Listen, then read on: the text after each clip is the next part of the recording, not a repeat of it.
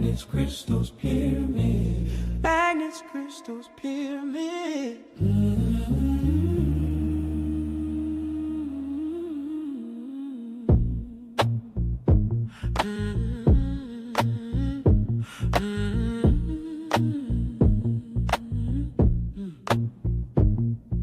Welcome home, family, and join us for the fun. Colorful guest people everywhere under the sun.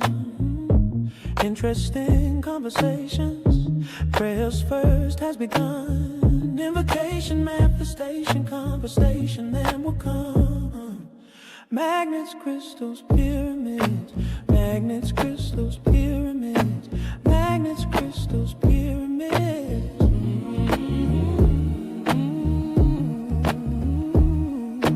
Magnets, crystals, pyramids.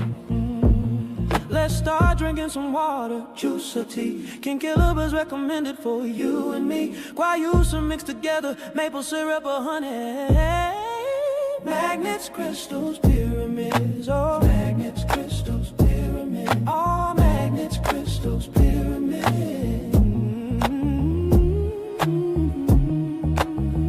Learn from the healers, crystals, pyramids. Learn from the healers, the artists, the seers, authors and teachers, dissolving your fears. Workshops of wisdom, the circle is wide. Plant medicine whispers, the planets align. All magnets, crystals, pyramids. Oh, magnets, crystals, pyramids. Oh, magnets, crystals, pyramids. Oh,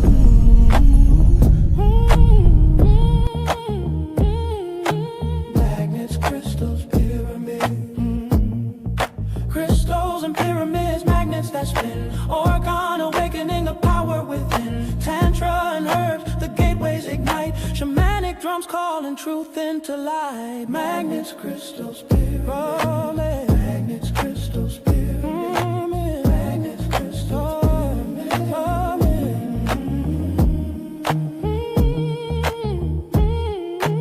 magnets, crystals, pyramids. Psychedelics painting vision so bright. Planetary activists guarding the night. Awareness expanding the cosmos in view. Higher vibrations are flowing through you. Magnets, crystals, pyramids. Yeah. Magnets, crystals, pyramids. Oh, magnets, crystals, pyramids. Oh,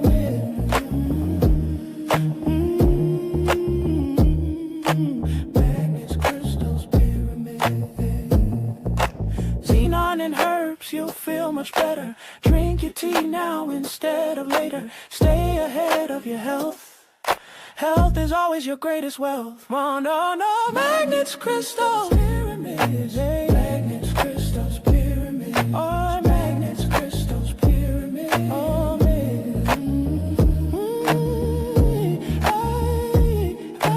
magnets, crystals, pyramids.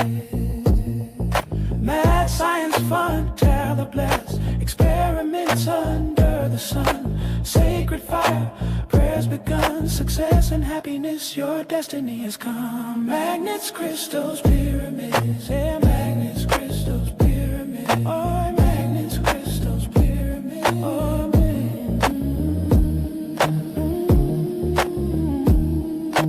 magnets, crystals, pyramids. Learn from the healers, the artists, the seers, authors and teachers, dissolving your fears. Workshops of wisdom, the circle is wide. Plant medicine whispers, the planets align. Oh, magnets, crystals, pyramids. Yeah, magnets, crystals, pyramids. Oh, magnets, crystals, pyramids. Oh, crystals and pyramids, magnets that spin. Organ awakening the power within. Tantra and herbs, the gateways ignite. Shamanic drums calling truth into light. Magnets, crystals, pyramids. Oh, magnets, crystals, pyramids. Magnets, crystals, pyramids.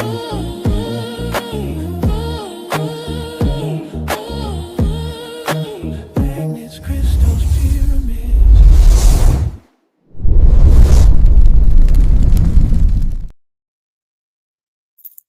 Welcome, everyone. Welcome. Welcome to Islam. Welcome, everyone, to Moorish Monday with Abdullah, Talib, Mosi Bey on Magnus Crystals Pyramids YouTube and Moroccan Post Media YouTube. Welcome everyone. All right, for the second time, live and direct, Tarik Bay, y'all. Alhamdulillah. Excellent. Vadi Makum. Shalom. Bonabot. Is it on my end? Is your volume low? It sounds like your volume's low. Let me see. Let me ask the guests comments. Is the volume low? Continue talking, Taj. Is the volume too low? Is the volume too low, everyone? Volume's good. All right. All right. All right, volume's good. All right. But I can hear you though. Yep. Yeah. So great, everyone. Welcome. Welcome once again. I want to, this is my second, man, this is 2 years. 2-year anniversary, y'all. Yay! On Magnus Crystal, once again, I've said several times, Hank reached out to me in November 2023 and offered Moorish Monday to me. And I've had about 40 guests on in a 2-year period. So definitely excited about that. This is my second time with Tarik Bay.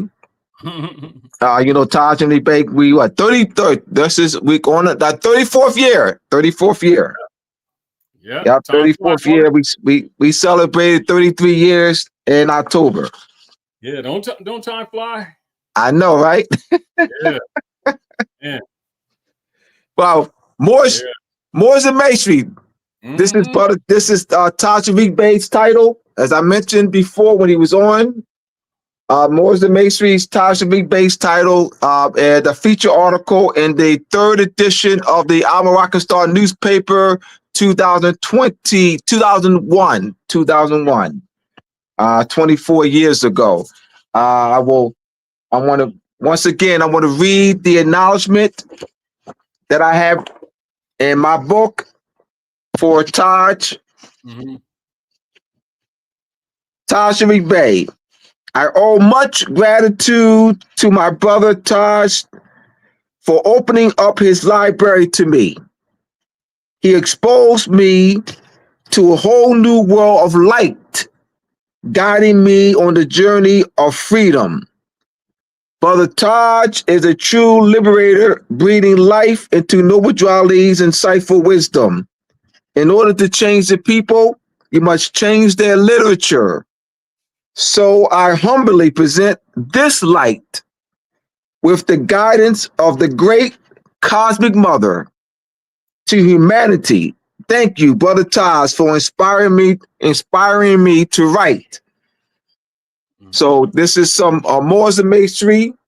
This is over 20 years of research, and it's been actually celebrating the 9th year anniversary.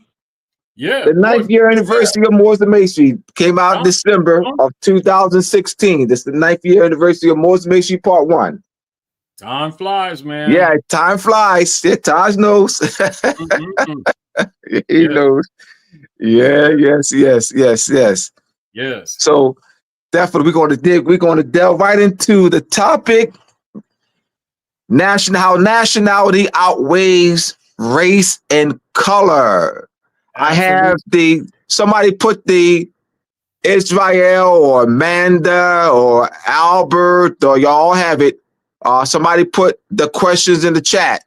The questions are on my Facebook page. I posted on 10 different group pages. It's on my Facebook page. I posted like 4 or 5 times already. Posted out 15 minutes ago for the last time, just before I came on. The questions are on the Abdullah Bay Facebook page. All right, so we're going to delve right in. Hank will probably put up my website, mooresandmasonry.org. That's mooresandmasonry.org. Anyone who is interested in getting, here we go. Thank you, Hank. Moors and Masonry Part 1, Moors and Masonry Part 2, how Masonic compass square and the connection and measurement and timekeeping, how Venus and moon rule, etymology and vocabulary, Supplementary 1, the Illuminati and the Illumination of the Mind, go to morrisandmasonry.org. In fact, Taj remembers when I took my first class in etymology at Temple University Pan-African Studies Community Education Program. In fact, I had Taj several times. I would have Taj at least once or twice a semester as a guest speaker. Yep. Now, of course, you remember Professor Burton, and so you remember Richard Bailey, because Taj attended my in 1998. He attended a couple classes with me. Yeah, so we're going to delve right in. Once again, yes, before we get started, hit that like button. If you haven't subscribed, please do so. Let people know that we're on. We're live and direct. All right, post this on your social media page right now. Let people know, welcome. Blow the horn, everyone. Sound the horn. We're live and direct. Ride with us for 2 hours. Thank you for your support over a 2-year period and over a 33-year period. For you. So once again, Brother Taj, greatly appreciate you. Isn't it interesting? Some of the babies, when we were doing classes, like round table classes at my house, yeah, children. Yep, I know, right? Yep. So we're going to delve right in. The first question. Yeah. Do our people call themselves black, or is it an act of subjugation, culture or racial, / culture genocide? Once again, do our people call themselves black, or is it an international law act of subjugation, culture, racial, culture, and culture genocide? All right. Now, first we got two issues there. We got one issue of the etymon, which is the etymology of the word. Then you have the issue of the social engineering operations. Then you have the issue of Romanus Pontifex, from which the motive comes, and Dum Diversus Unum Sanctum. And so this is, again, even with the value of the research that you've done over the years, and also you presenting not only Moors and Masonry, but also your other books. Because most of the people, when they look at the different areas of the human condition, by the training operations of the people who have controlled the operations here, they look at things as separate, and you have to look at it all. And this is the question arises from a disconnect between ancient and modern history and geography and anthropology, inclusive of etymology. And also this is relative to, from the social engineering perspective, why those who have been occupying our land and occupying the people separate them as subject matters, because they would be self-explanatory, as an example. So we know that the word, number one, that the word black is Middle English. And so therefore, when we're looking into the linguistic structure, we know we're dealing around 1150 area to 1700s in that area in general. And that's derived from Old High German, which actually means white spot, pale colors, etc. So we already know, not only is it an adjective, it has no bio application. So that's self-explanatory. So then we have to look at it from a social interchange or an anthropological perspective, or a geopolitical perspective, and it's apparent that is used for some other agenda. Now, whether we know that from the history record that the intent is pejorative, however, just looking at the meaning of the word, the origin of the word, the history of the word is very Hold on, Todd. Hey, hold on, Todd. Brother Hank, we have the music in the background. Somebody was in the chat. Brother Hank.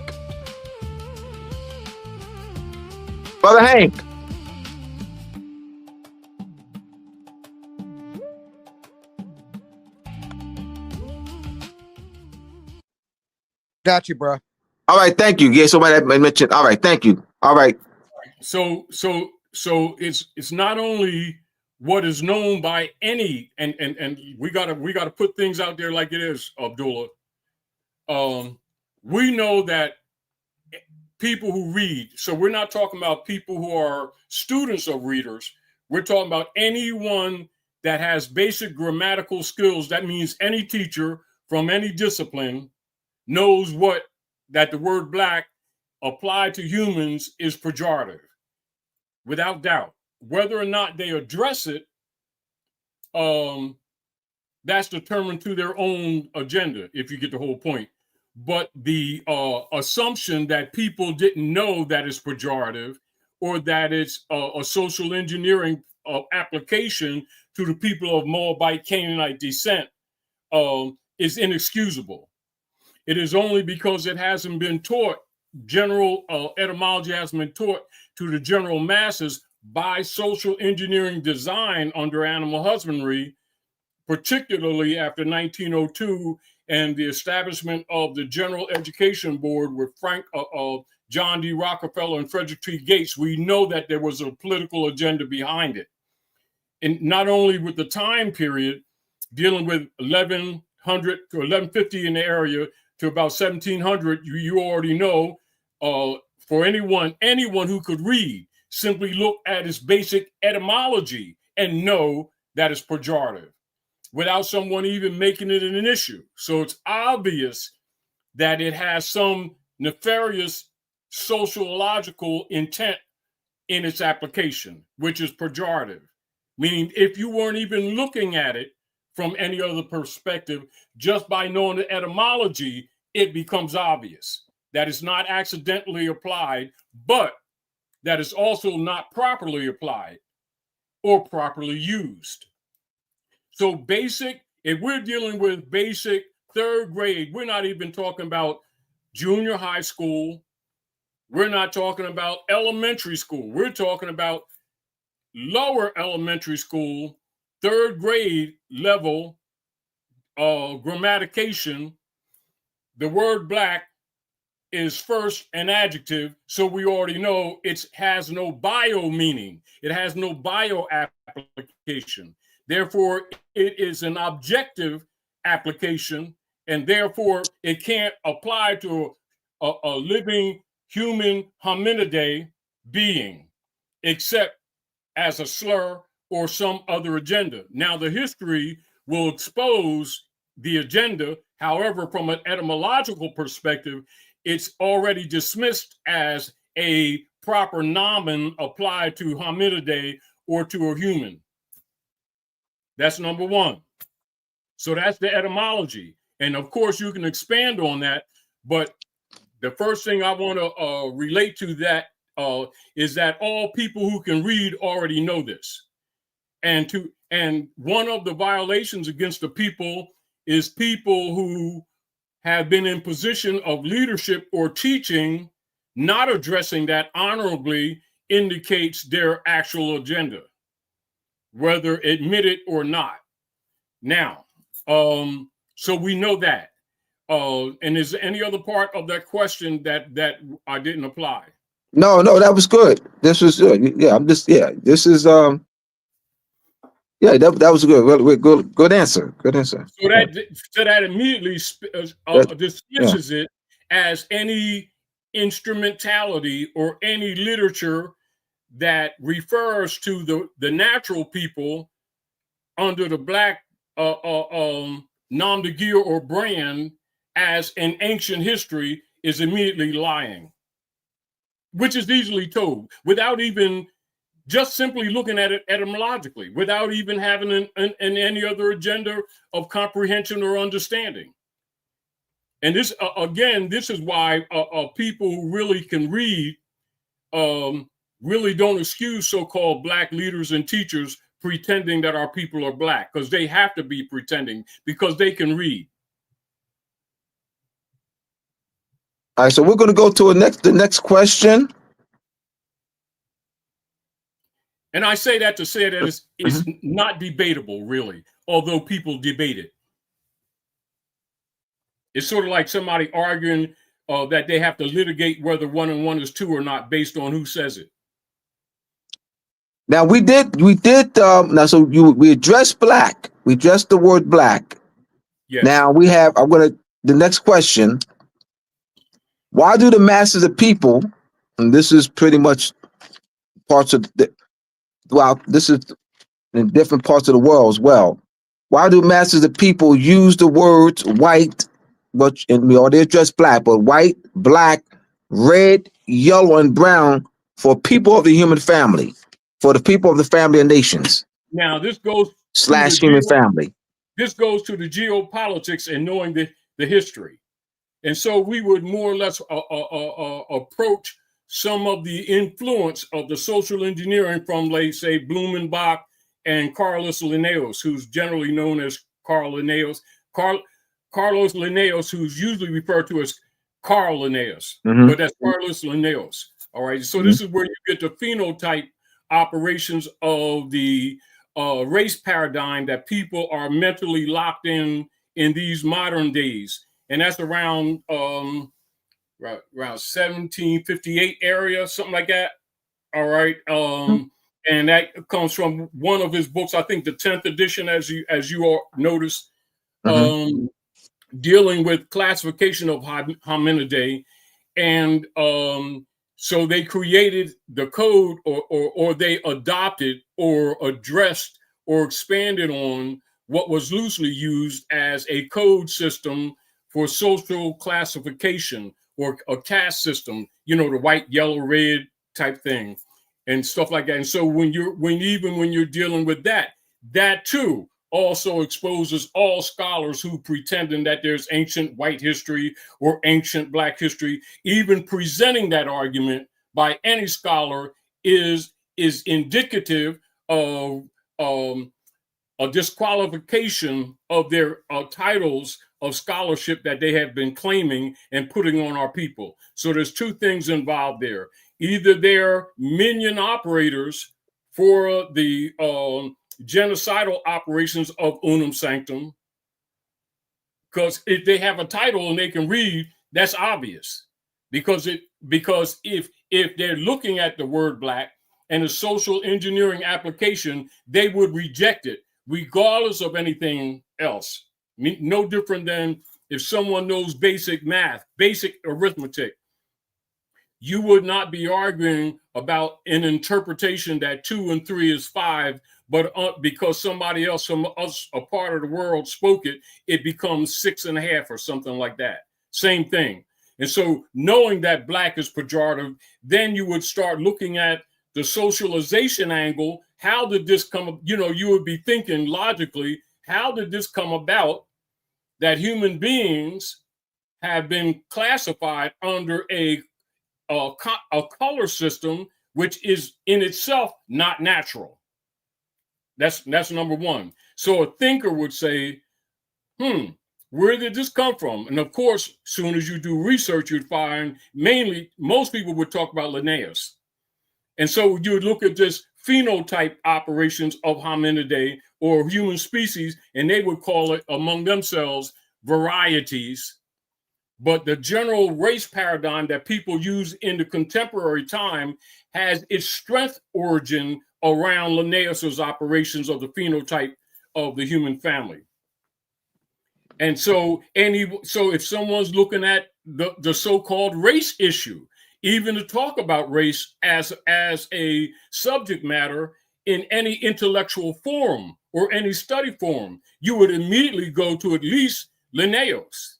And the evidence itself is there, meaning that like anything else, if you're studying or if you have any kind of a problem, whether it's mathematical, scientific, food, biological, horticulture, you would simply look at the component parts related to the subject matter to lead you to a basis of origin, because you're still dealing with etymology.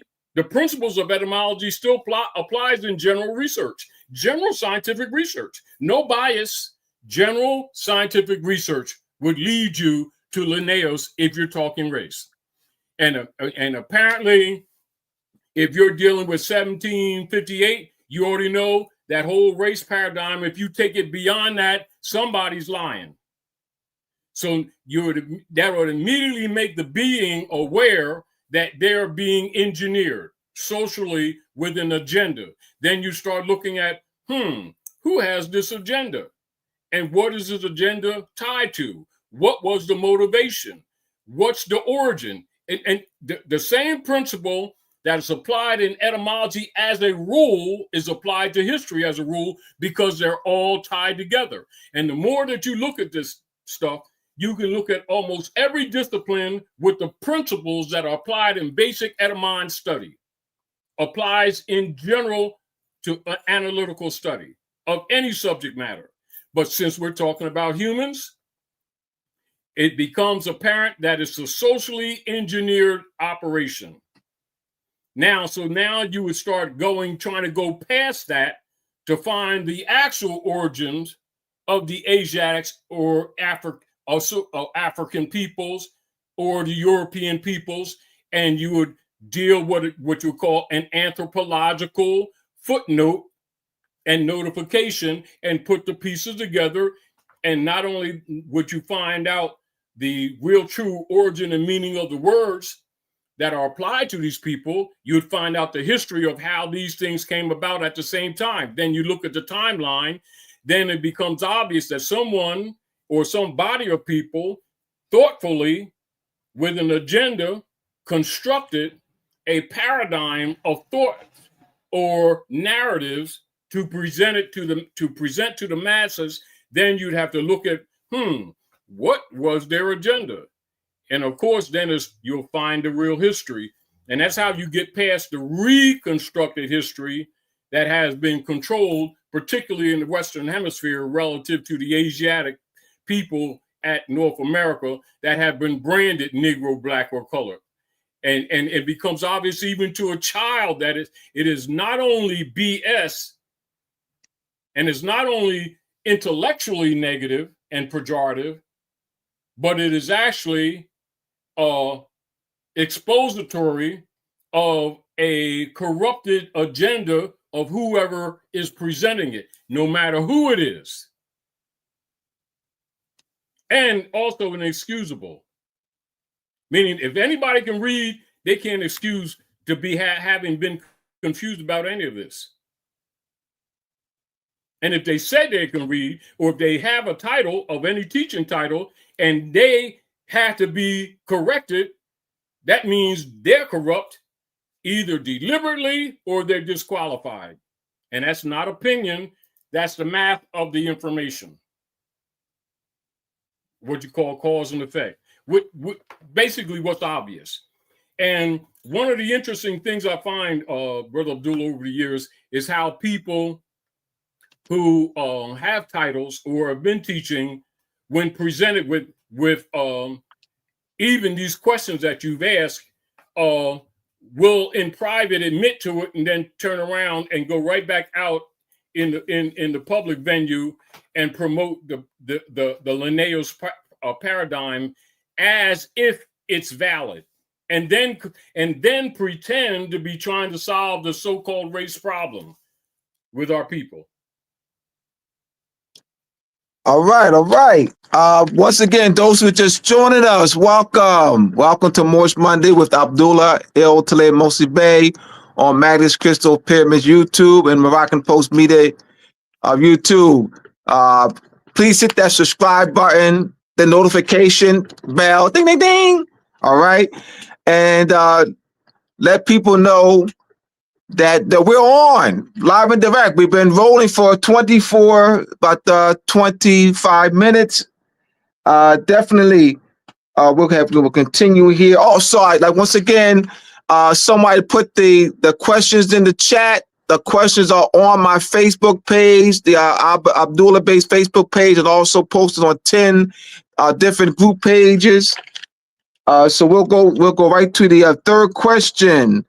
What long-lasting effects has the international law act of subjugation, stripping our people of our cultural identity, nationality, and removing our Moorish sovereignty, has on our people?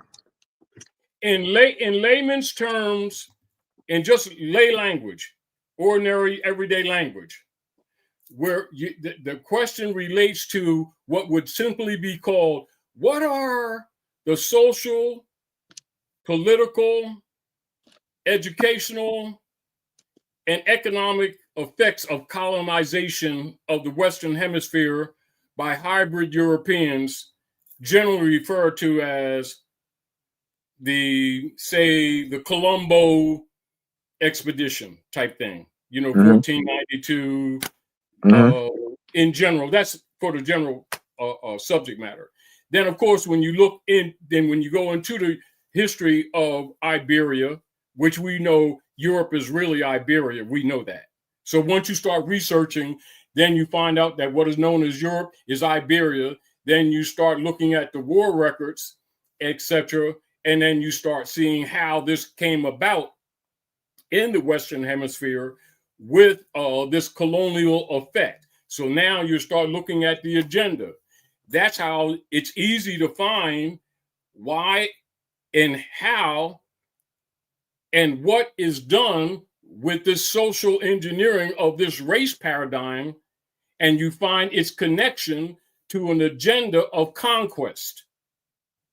And so now you're looking at motive. Then you look at parties. Who are the parties?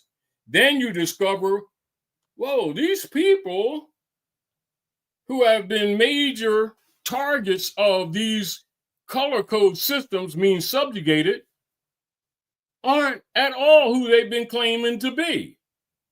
These are descendants of ancient Canaanite Moabite peoples, commonly known in history as Moors, or descendants of Moroccans, which is Al-Moroccans, sometimes called Americans. So now you start recognizing that somebody's been doing identity theft. And also what can be called in international law, biometric frauds. Biometric frauds.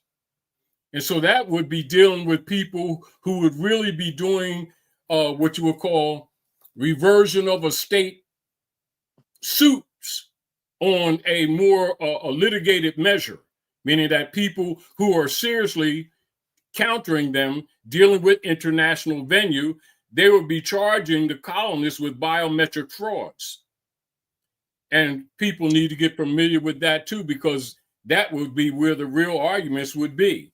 And as a matter of fact, that's really the problems that we're dealing with in actuality. And this is why it takes people who are willing to do research to start looking at what these things really are, because they're going to have to be addressed in order to balance out civilizations, so that social order doesn't eventually collapse by virtue of the layers of corruption that false information has developed or promoted and cultivated.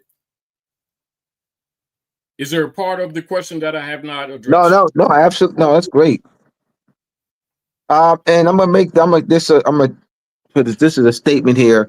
In 1684, Francois Benaire organized his new division of the earth, whereby he placed the people of the human family to classifications: Europeus, Americanus, Asiaticus, and Afra.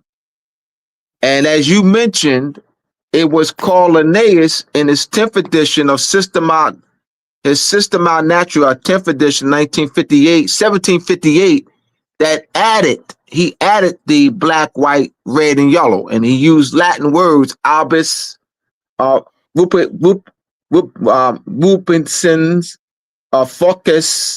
fucus, and niger. And those are the words that Carl Linnaeus did that. Carl Linnaeus is the one that associated those words, and with the modern English translation, black, white, red, and yellow, to Carl Linnaeus, this Francois Benaire already existing classification structure in his 1684 new division of the earth.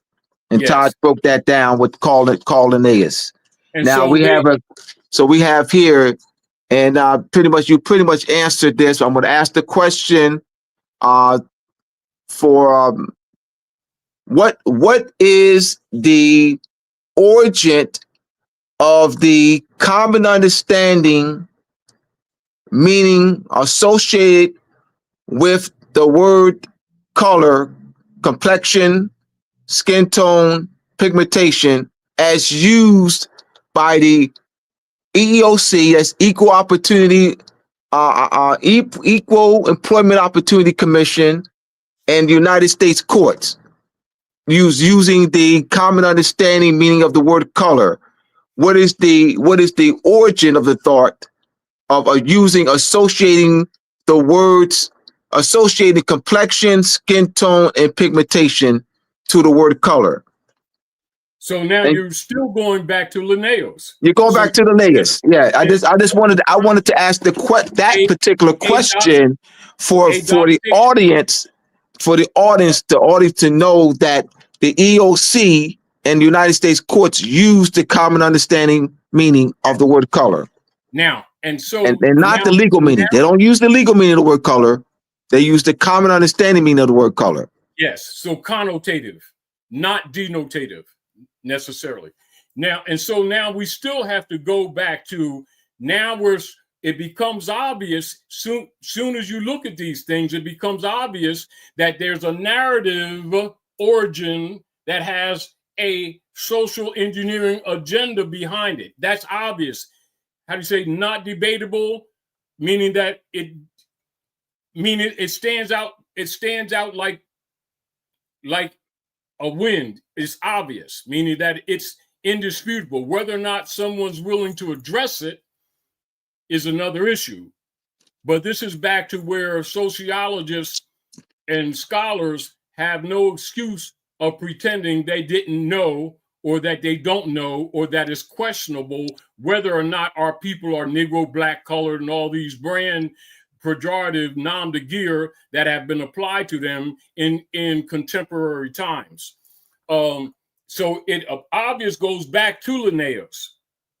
So that it becomes obvious that there's a political agenda organized of people coming together to apply this into the social fabric. So now you would start looking at the agendas. One of them that would be common with most people today that they could relate to would be the suppression and dissolution of the Southern Education Board and the adoption of the General Education Board 1902 by John D. Rockefeller and Frederick T. Gates, with a designed and determined and formulated agenda of what can be commonly referred to in these days as a political effort of creating a narrative structured of what can be loosely referred to as a dumbed down weapon, using education as the tool. That's obvious. So you would look at animal husbandry training as a method of human farming that was consciously applied officially 1902, General Education Board. So look at that. And then you look at where connotative linguistics was consciously applied as a social engineering narrative weapon. Even with what is earlier conversed with us, with the adjective black being applied biometrically as a bio-human identity. So it becomes obvious there's a deliberate misclassification of the word. So by virtue of simply doing that research, it becomes obvious that language has been weaponized consciously, meaning it wasn't a natural, what you would say, colloquial evolution. Yeah. That it was Actually, as these scholars so as they put in their books, words naturally evolve. yes. No, Or no, that the people called themselves no. anything. No, it was put on them. In other words, like, it's interesting, Brother Abdullah, that when you just look at this stuff, etymology, it gives you history that you weren't looking for by default. This is another reason why scholars aren't excused, because it becomes obvious. But until someone who knows etymology points it out, most people don't pay attention. But that's also because the animal husbandry training for them not paying attention, including the training of not paying attention to when they're looking at words, to pay attention to its classification or the part of speech before going into the definition, whether connotative or denotative. And then looking at its etymology and then putting the timeline on it, which of course all scholars are trained in that anyway. This is another reason why they're not excused.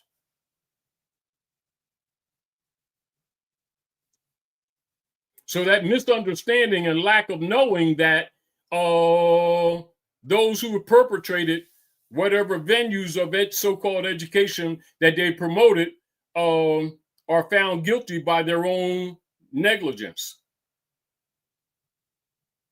direct and indirect.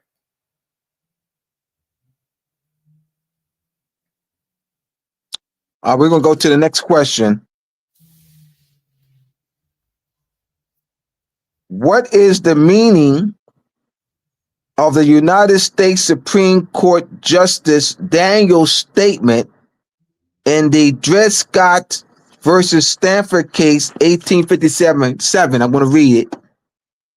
That the African Negro race never have acknowledged as belonging to the family of nations, that as amongst them there never has been known or recognized by the inhabitants of other countries anything partaking of the character of nationality or civil or political polity, that this race has been by all nations of Europe regarded as subjects of capture or purpose. That's quite evidentiary.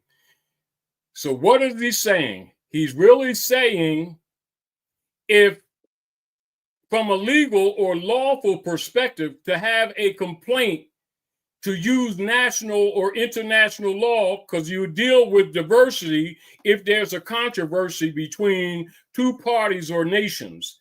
Therefore, the parties having been named, Dred Scott would have to be one of a nationality in order to claim treaty, diversity, or constitutional protection, because he would have to be a party.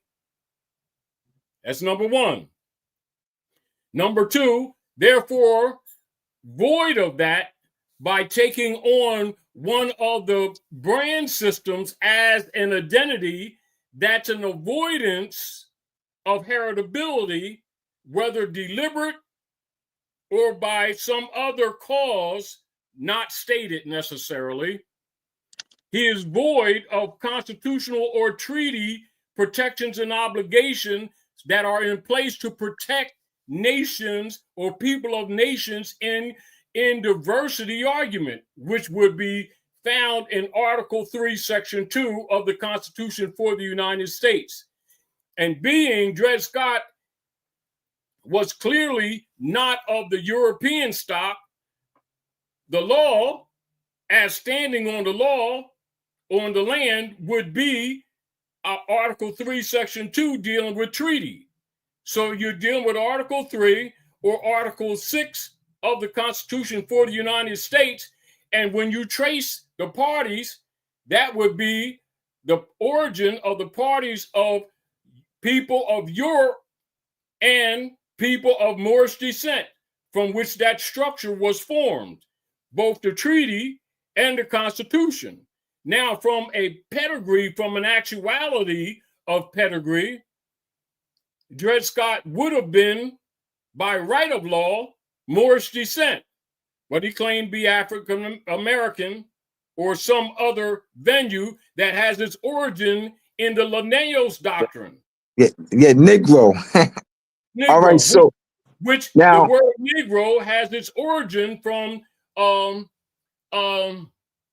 from troglodyte nigger, which is essentially the Pongidae species or gorilla or monkey. That's where its origin is, coming from troglodyte nigger. That's the scientific name. in Spanish, it's used for inanimate objects. In the Spanish, the Spanish word it's used for inanimate objects, not for human. Yeah, in that exactly. And so human rights can't apply to an inanimate object. Now, if one is standing before a tribunal of humans, the human family expanded has nationalities that deal with specific jurisdictional heritabilities, corporal and incorporeal. Now, someone who is captured or what is referred to as denationalized would be classified as either property for a use or purpose outside of the human family, which is why the political operations of denationalization under colonial operations has been used as a tool. So therefore, for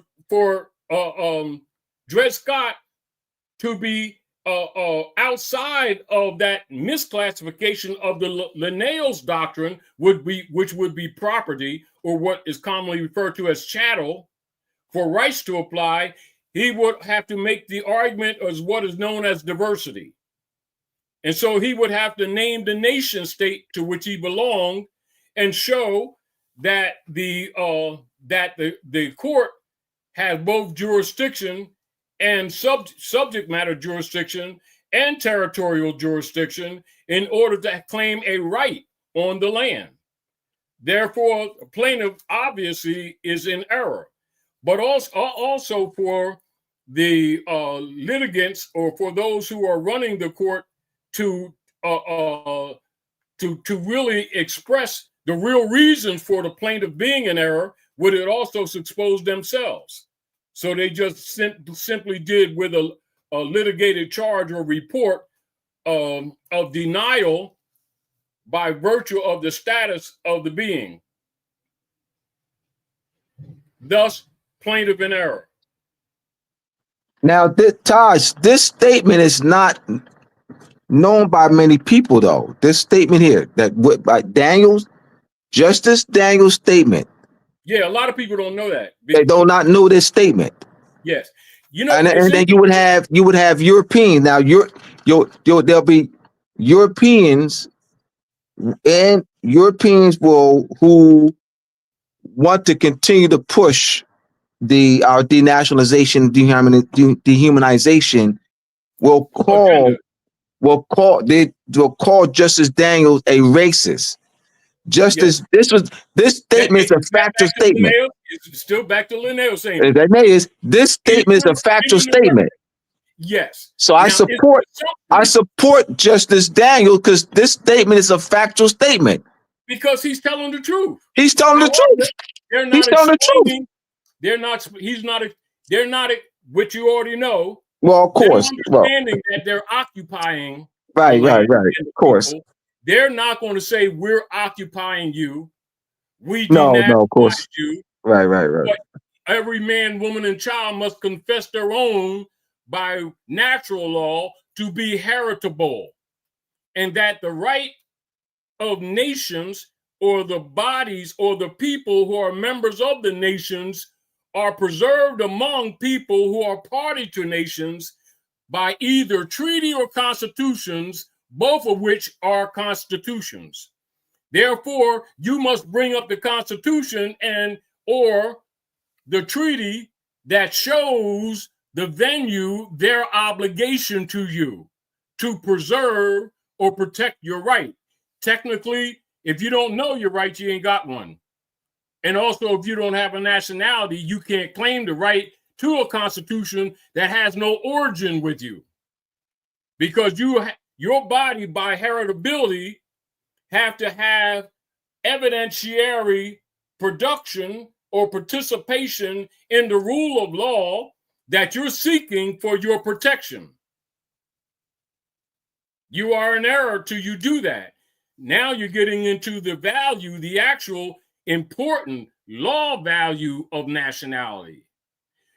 Another thing that can be looked at while looking at, and this is interesting too, Brother Abdullah. So the Dred Scott case, what's that, 54 to 57 in there, in that area of time? Yeah. Is now for the everyday scholar, particularly some of the people who are looking or sharing with us on the show tonight, should look at the William Dungy case, 1852 to 1854 area, just before Dred Scott case, put them together and study it, and it's obvious. And in the Dungy case, that's the case that Abraham Lincoln actually defended William Dungy relative to the removal of his right of status dealing with the black codes. And they refer to him generally in history as Black Bill. And the argument and upon which Abraham Lincoln, being a lawyer at that time, argued the case was that he was not Negro, black, and colored, but he was indeed a Moor. And that was the basis of him having a right or standing in law to his right of self. And so that look at the William Dungy case, and then look at the plaintiff in error in the Dred Scott case, which came just after the Dungy case, and the argument is obvious. And so again, that also supports what you just said. That judge was right in everything that he said, but he wasn't there to defend Dred Scott. He was simply explaining what the situation was. Yeah. He was identifying the faults. But the people, if they're caught in the narrative of racism as contemporarily taught, they look at it as an affront, as an attack. But that's only because mentally they've adopted the black paradigm status that itself is a fraud. And so they're trying to measure from an assumed right that is actually a trained wrong. Yep. All right. Now, this is what I did. This is Abdullah Bey. I adjusted the statement that the Moors have been acknowledged. So what does this statement mean? On multiple levels. That the Moors have been acknowledged as belonging to the family of nations. That as amongst them, there has been known or recognized by the inhabitants of the other countries partaking of the character of nationality or civil or political polity. Yes. That the Moors have been by all nations of Europe as people of treaty, diplomatic, and consular relations. They've never hid that. No, I'm saying that's Abdullah Bey. What I did was, I want you to explain to the audience what does that statement mean. What I did was, I took Justice Davis's statement and put more there. I removed African Negro race and I put more there. And I put have been acknowledged. Yes. Have been recognized. Isn't that so what does that statement mean? What it means is, from my perspective, that they're putting the certain facts out there in a sterile statement. But the obligation of detailed No, remember, refined. this is Abdullah Bey. Yes. Yeah, but I'm just That saying. came. What I did was I made the adjustment. All right. So I made the adjustment. No, I made the adjustment. I made the adjustment. I would look at it as sterile, indisputable facts that any researcher can find. It is upon that determination, anyone who wants to know would look at those sterile facts, do the basic refined research, and it becomes obvious that it applies and also clarifies. And I have that in Mosi Part 1 and 2. Have been acknowledged, have been recognized, Yes. have been known Yes. by other European nations, Yes. partaking of a character and nationality. And I also would say that, and this is not unlike or unconnected or disconnected from what I implied earlier. Anyone who could read that does a little bit of research, and particularly people who have done any what you call serious application of dealing with the social, political, economic issues with our people, would apparently come to the same conclusions you came to. The fact that Moors and Masonry is a rare book among our people is inexcusable, but also complimentary. Because, it's sort of like, and it's not because we're brothers and historical friends, is because it is sort of like once you really look at it before you get even deep in it, intellectually or emotionally, it's so surface evidentiary, you wonder, why aren't there a lot of books like that? Because it's not like it's so deep that the average person couldn't find it. Meaning that anyone does any low level Information is out there. I got over 80 references in the bibliography. It's there. No, I was there. Oh no, I mean, I found over 100 since the book came out. Since Mosi Part 1 came out, I found an additional 100 references or so since Mosi Part came out 9 years ago. My implication is, why is the issue still even debatable? We're not talking about among Europeans. We're talking about people among our own that claim scholarship and claim to be caring about solving the conditions of in my eyes, they're not scholars. They're not scholars to me. No, we're talking about what people. Oh, I know they claim. They also the claim. That's their claim. I don't. Yeah, I'll be refuting their claim. I'm refuting them. If somebody claims to be a doctor or a scholar and they wrote books talking about Black people and stuff like that, respectfully, I hold them to their claim until they prove. You could refute the check. The claim can be refuted now. I mean, this is what it said in law. Well, let me come at you this way. In law, in lawful litigation on information and facts, it is said, 1, ignorance of the law is no excuse. It is predicated on this point, that if someone claims to be something that causes a value to be transferred from one person to another, that they are held on that claim.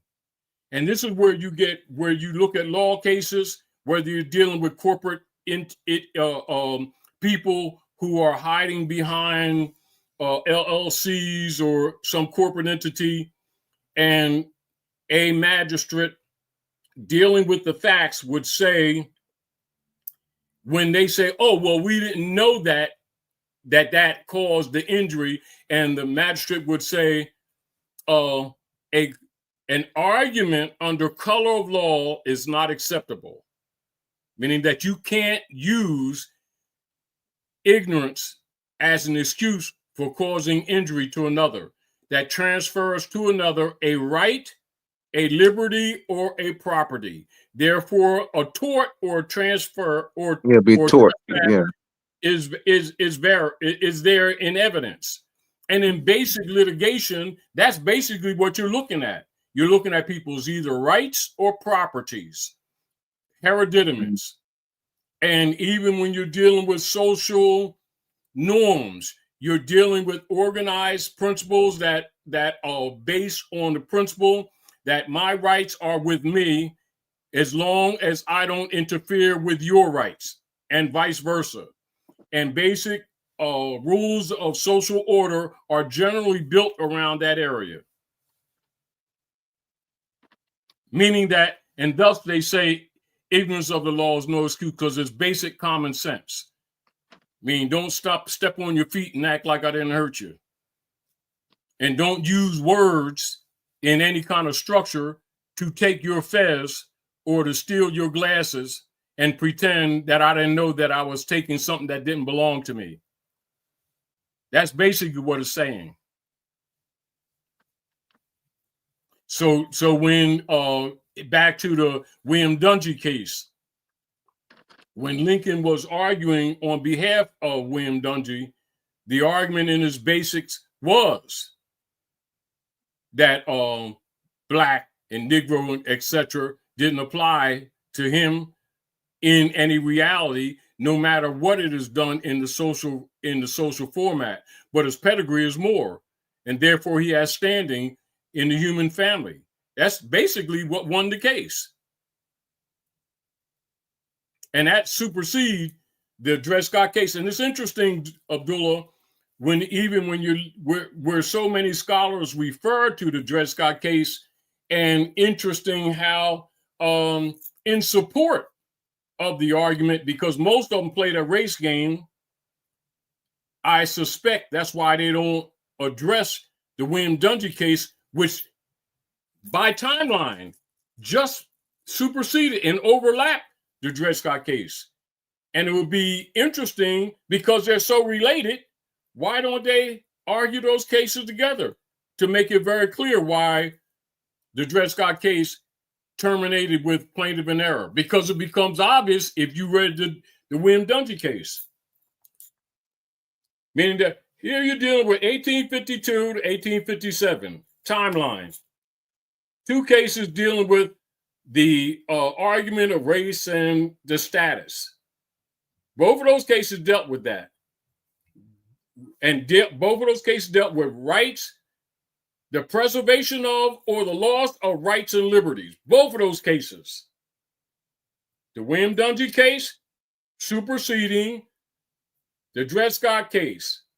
The scholars always argue in the Dred Scott case, leaving that vagueness there, when the William Dungy case that superseded it clarifies the whole argument, and also makes it clear why the Dred Scott case, which most of the scholars will address, is plaintiff in error. It's obvious. And that's like someone who's looking at it honestly from a scholarship and a law perspective, know what you presented is correct. Know that what that magistrate said was actually correct.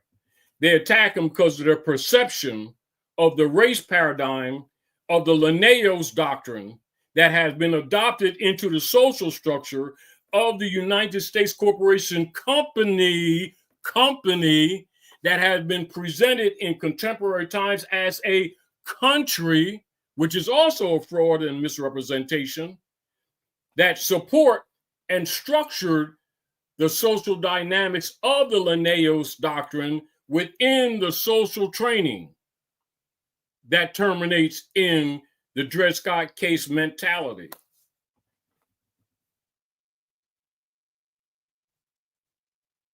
You know, in other words, like, as soon as you do a little bit of historical research, this engineering stuff is right there in front of your face. And I'm not supporting or condemning anyone. I'm just saying anybody who does any reading relative to that becomes clearly cognate of that our people's concepts about race are incorrect. and that their acceptance of the color code system is pejorative and incorrect, which kind of puts our people in a position of responsibility of not necessarily accepting mistreatments, but we kind of hard to keep condemning the Europeans for rejection of our people in the social structure from a status perspective. But we talk about subjugation. So let's go back to subjugation.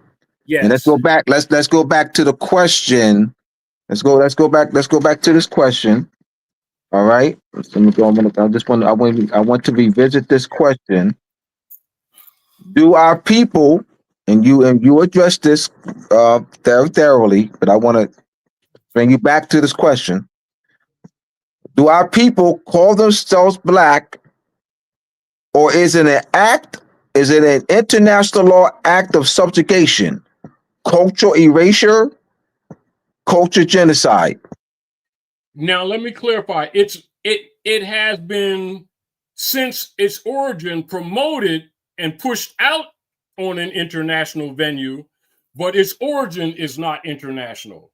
Its origin is with the hybrid Europeans who defeated the Moors, and then No, and I'm not talking about its origin. I'm talking about the act. Let me make the question again. Let me read the question again.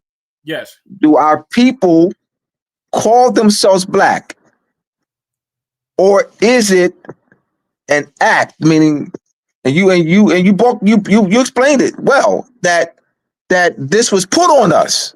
Exactly. So it's not that we called ourselves. It's not a choice on us. It's not as if we were in that we had a knowledge.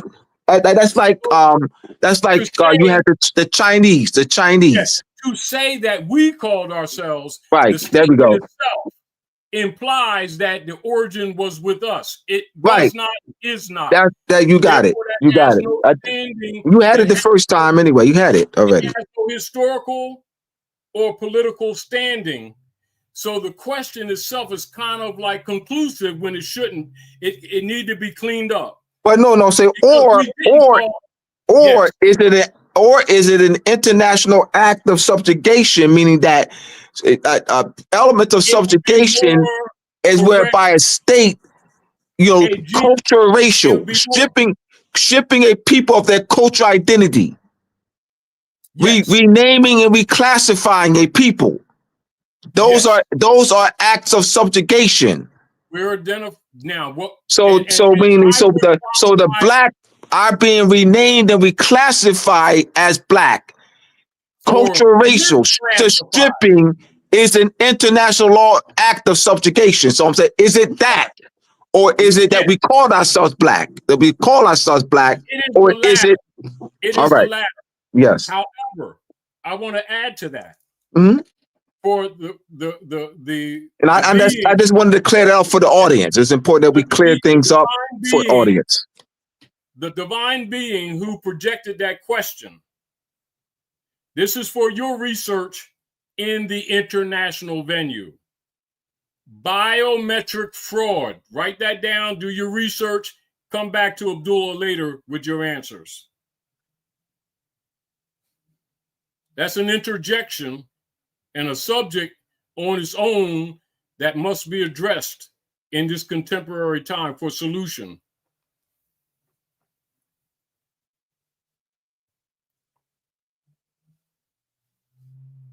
So with that, the Europeans, that means that you're not, let me clear it up, not Europeans. Because I can't say European. When you're talking international law, I can't say Europeans. That's what I was. Let's listen up, y'all. This is good. So understand why I corrected myself, because I was in error. You can't say Europeans. That's not a nation state. Exactly. We're talking international law. You're saying subjugation is done by a state, i.e. United States, i.e. France, i.e. Spain. Yes. All right. i.e. Great Britain. States. So you're dealing with. All right. States. You're dealing with UK. that takes a people of a foreign state, of another state, right? Yes. So a state in a state.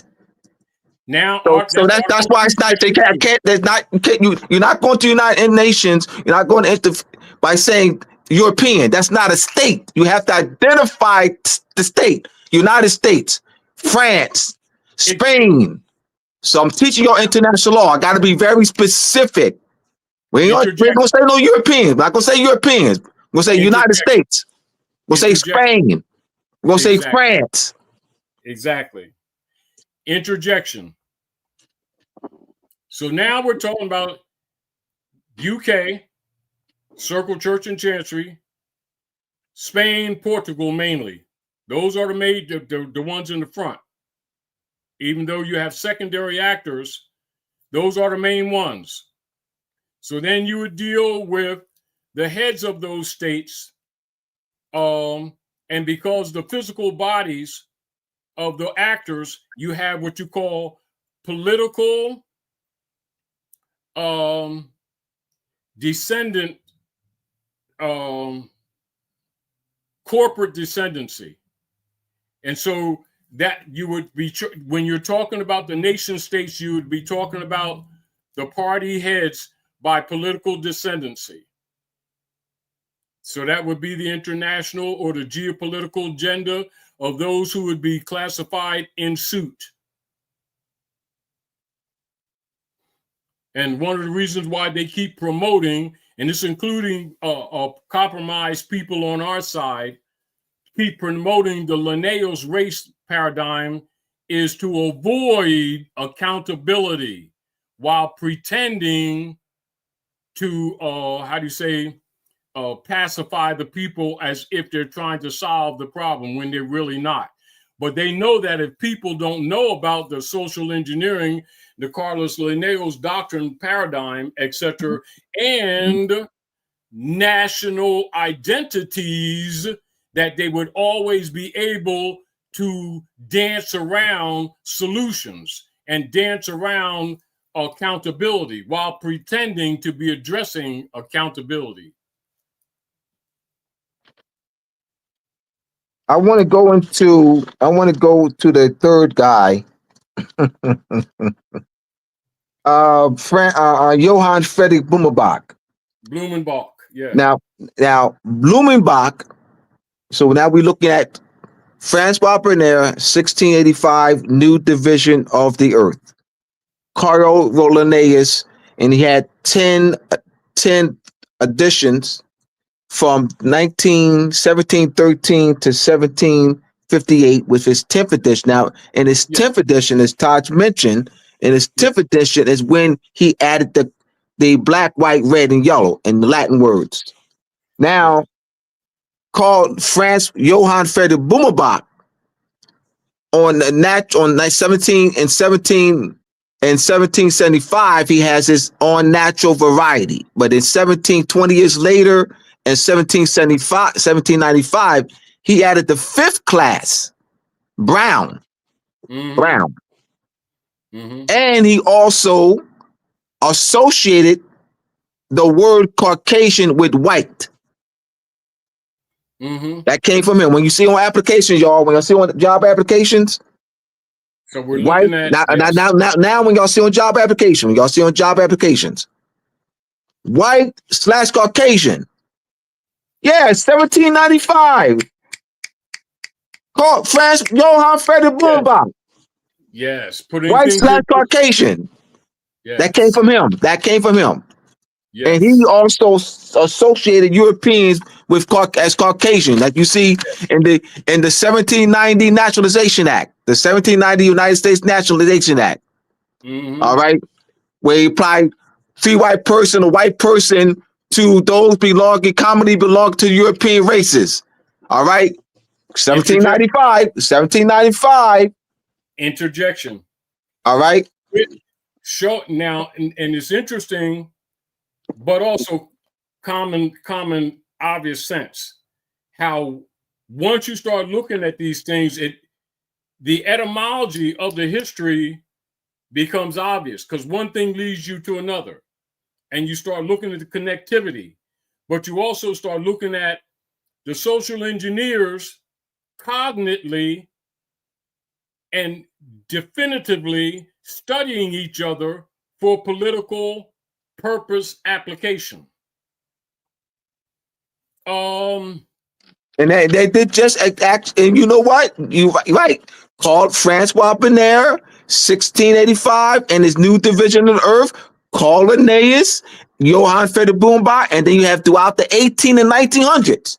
They were throughout the 18 and 1900s. They were that is Taj is correct. How they study each other and they modify and make adjustments to continue.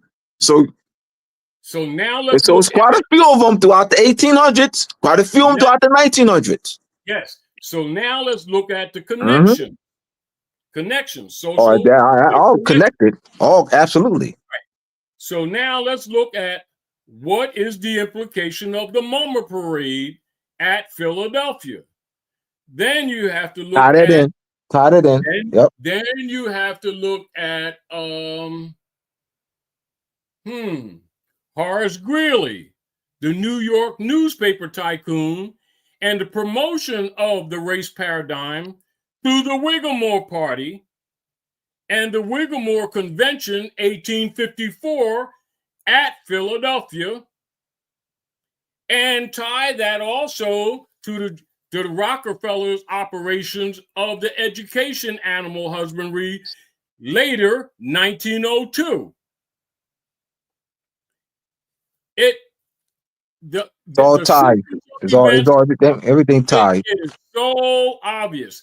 And so you look at, even as you were saying earlier, with the modification, conscious modification of the Naturalization Act as amended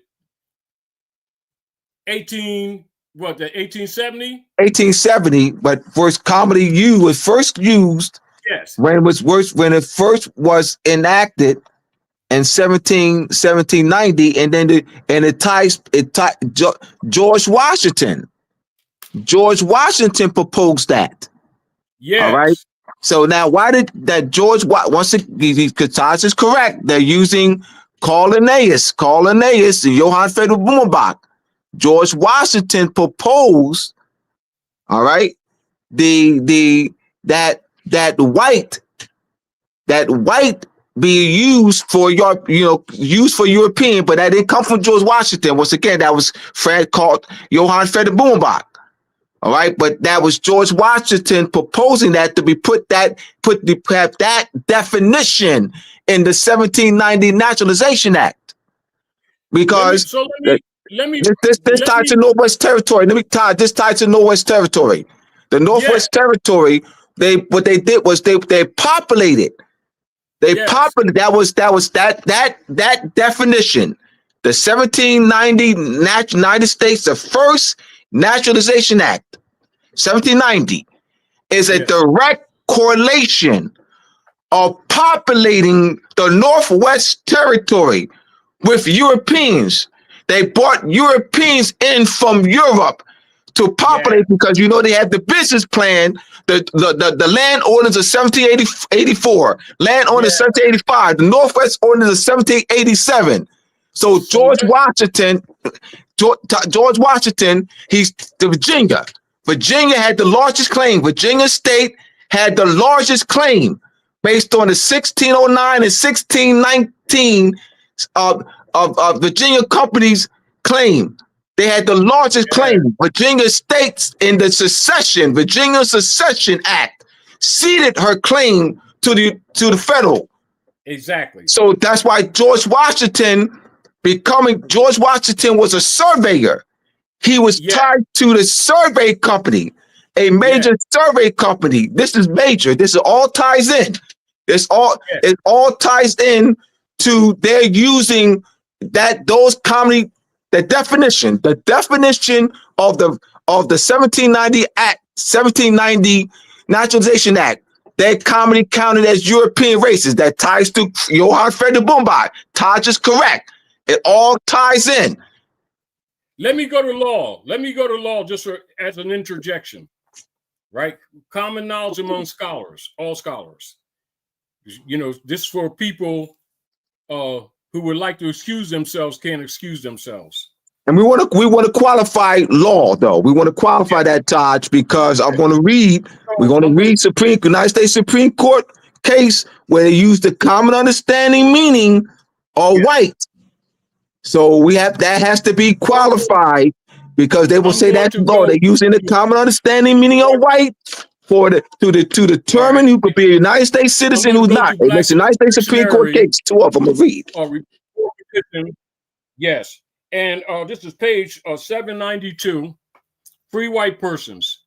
Free white persons referred to in the Naturalization Act as amended, as you said, by Act of July the 14th, 1870, has meaning naturally given to it when first used in 1 Statute 103, C3, meaning all persons belonging to the European races, then commonly counted as white. This is the Linnaeus doctrine that you're making reference to. Linnaeus and Johann Friedrich Baumbach, and that's what they use. That's it. That's exactly what they use.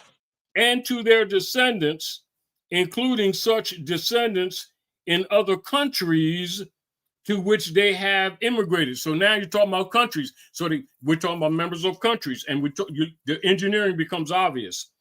So free white persons includes all European Jews, more or less intermixed with persons of Celtic, Scandinavian, Teutonic, Iberian, Latin, Greek, and Slavic descent. Free white persons includes Magyars, Lapps, and Finns, and the Basque and Albanians. Free white persons includes the mixed Latin, Celtic, Iberian, and Moorish inhabitants of Spain and but they did not apply those definitions though in the Supreme Court cases. Yes, they don't that was not applied by the judges, by the thousands of judges, in the early. So we want to talk about its application and its manipulation and its use by thousands of judges in the 1910, 20s, 30s, 40s, and 50s. Thousands of county clerks, judges. They use the common understanding meaning as Todd been Linnaeus. They use the Linnaeus. They use the Johann. That is the definition that the United States Supreme Court used. That is the definition that of that the thousands of judges use. And so I want to put that information out to the general people because the listeners are not aware of this. The listeners are not aware of that thousands of judges in the 1900s used the common understanding meaning at clerk offices. They used I'm going to read 2 United States Supreme Court cases, 1922, 1923. That's why I've said we have to qualify law. We have to qualify that because they would say that remember, they're using it, they're manipulating. They're using a common understanding meaning of white to determine who could be a citizen of the United States and not. These 2 cases, they were not deemed to be because they did not fit the common man understanding meaning of white. Exactly. They were rejected United States citizenship. Exactly. So we're gonna say this law. We're gonna say all right now. So now that's why I said let's qualify that because they're manipulating. They're manipulating. Going back to College of saying Johann Friedrich Baumbach, Linnaeus. All right, how they use that to manipulate for their advantage. And Taj mentioned that, and in the first question, the onset about an hour ago, and how they have manipulated, they have distorted. They have concocted, all right, for their advantage, and you can actually see that in the 1800s, in the 1900s, in the literature, in some cases, and they rejected those to be citizens, rejected people to have service. Donald Trump, here we are. Donald Trump is using the 1790 Naturalization Act. Look at what Donald Trump is doing. All right, follow me, y'all. Look at what Donald Trump is doing. Look at what Donald Trump is doing. That's what he's doing. What is Donald Trump doing? Jasmine Now, Crockett. Where are you, Jasmine Crockett? Is Jasmine Crockett on? Come on, Jasmine Crockett. Let me teach you something.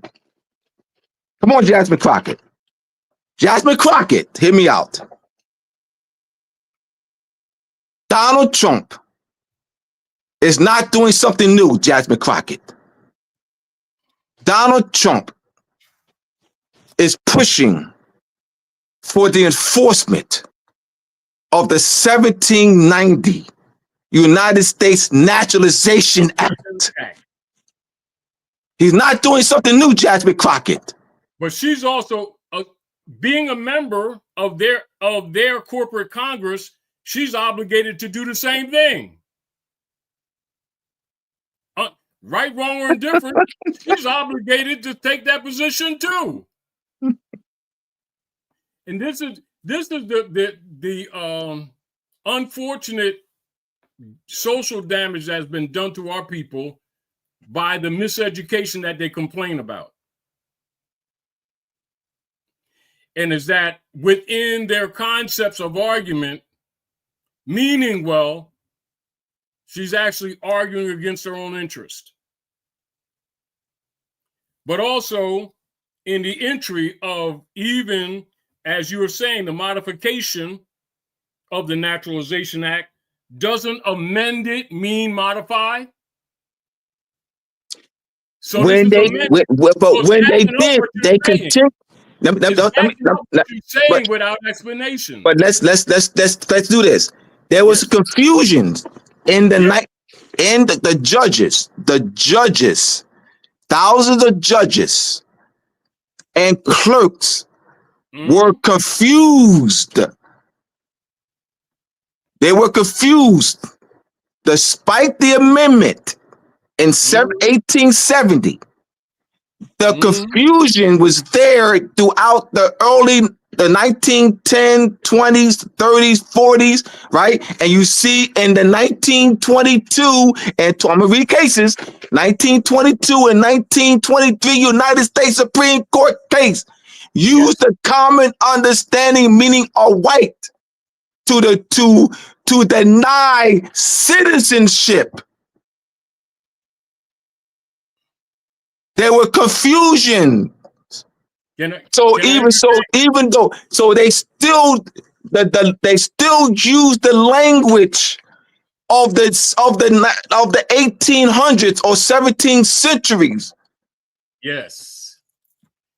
Interjection. Because it's important.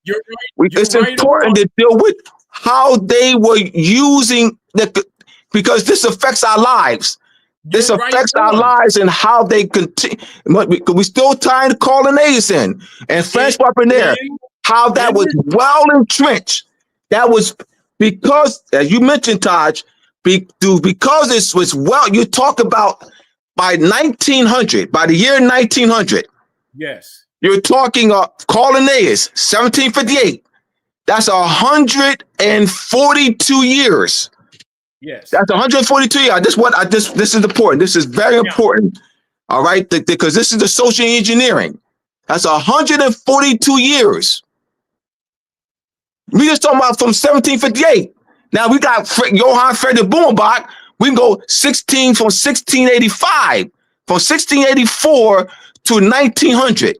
That's 216 years. Can I interject? So when something is well entrenched like that.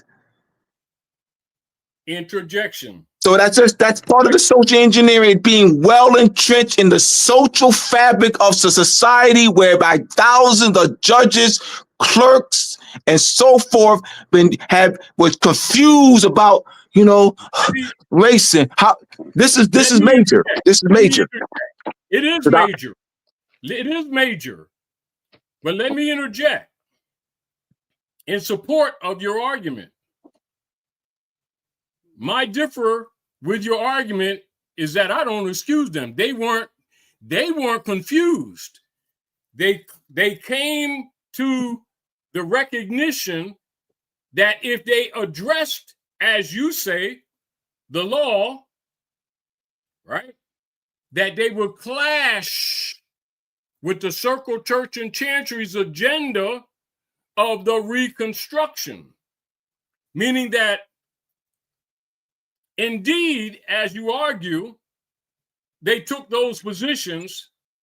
I contend that they weren't confused, that they clashed with the political agenda and what was and is, in fact, available to them more than anyone else. And let me qualify. Is it not true that any man or woman in seats of government take an oath, both a sublime and supreme and solemn oath to enforce the Constitution for the United States before taking office? Is that correct? Mm-hmm. So even though it's the responsibility of the nationals and the citizens to know law and enforce the law, those who take positions of office take an oath on Constitution would include treaties. Is that correct? Yes or not? Mm-hmm. So if someone is holding a public office, they are exclusively and more supremely held to support and enforce the law than someone who's not holding an office. Am I wrong in saying that? So therefore, the foundation of the contractual obligation, because you're dealing with contractual obligations that make the law, they're more privy to it than the everyday person because their duty to enforce it. But I'm challenging the use of law though. With this, but this is what I'm saying. That's what I'm challenging the use of the law. Yeah, but this is what I'm saying. I don't excuse them. I don't say that they made a mistake or. Oh no, I'm not arguing that against that. I'm talking about. I'm still. Accept that they're confused. I'm saying. Oh, I'm not arguing against that. I'm not. You're good. I'm not arguing against that. I'm just saying I'm not arguing against that. Because of the time period that they were making decisions on them being confused. I say they're not confused. I'm not arguing against that. I'm good on that. No. I'm just saying the way it's said. I'm good. Yeah. And I say I'm arguing law. I'm arguing law. I'm with you. I'm arguing law. Arguing law. I'm arguing the use of Linnaeus. I'm arguing the use of Linnaeus. The Naturalization Act, 1790. And the modification. The definition. Yeah. No, I'm talking about the 1790 Naturalization Act.